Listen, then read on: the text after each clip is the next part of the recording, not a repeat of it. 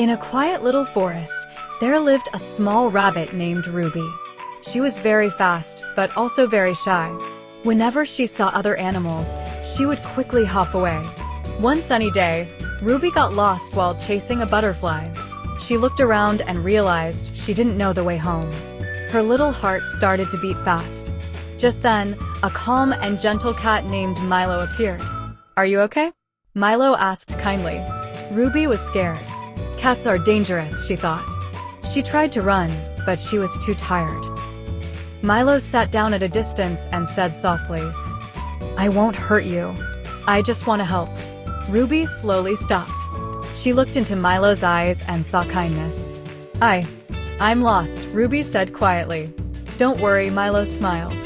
"I know this forest well. I'll take you home." As they walked together, Ruby realized something important. Not everyone is scary just because they look different. Soon, they reached Ruby's home.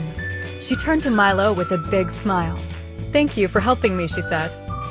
Milo waved his tail. "And thank you for trusting me." From that day on, the rabbit and the cat became the best of friends. Moral of the story: don't judge others by how they look.